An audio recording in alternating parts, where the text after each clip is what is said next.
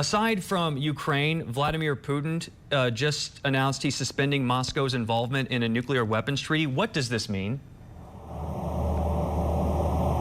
Yeah, well, you say aside from Ukraine, but it's all interlinked in the minds of the Russian President Vladimir Putin. He says that because of US involvement in Ukraine and because he believes that is ultimately a US-driven plot to weaken Russia, he says it no longer makes sense. In fact, he called it laughable that there could be an arms treaty between Russia and the United States carrying on as normal as it's meant to until 2026. So what he's done is he's suspended what's called the New START Treaty. It's the only remaining arms treaty between the US and Russia. What it does is limits the number of nuclear warheads that can be deployed at any one time to 1,550. It's meant to prevent some kind of nuclear arms race with the US and Russia, both certainly right now not trusting each other, developing nuclear weapons and nuclear systems that could make the other very nervous. It's something the US, China, Russia, the United Nations, NATO at one point all supported. The Russian president says it no longer makes sense to have it. Now, there's no imminent chance, at least expressed by the Russian president, that he's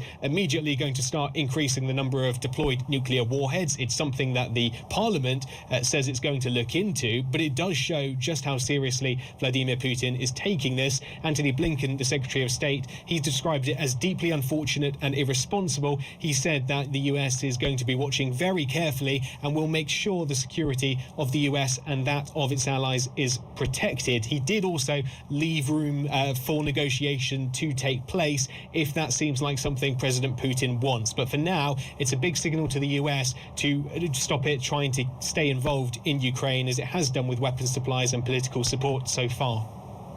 Stuart, we know the reporting capacity from Moscow is limited when it comes to the war in Ukraine.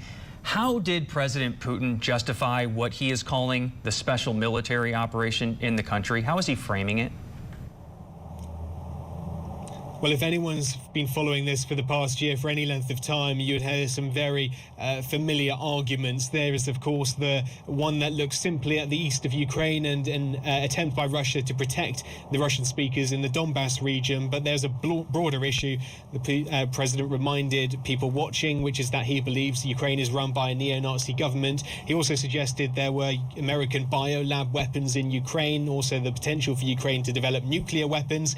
Then he also said that Ukrainians in the east of the country were effectively being returned to their native homeland. There's a huge list of reasons the president has given and repeated again for embarking on this fight. But the main point he was making today seemed to be that he wants people to believe it was a defensive special military operation, that NATO for years had planned some kind of conflict. Russia was merely defending itself when it launched its so-called special military operation last February, and he thanked everyone involved and said there would be support issued to veterans and those fighting in Ukraine as long as this takes. Of course, as ever, he didn't put any timeline on when it might end.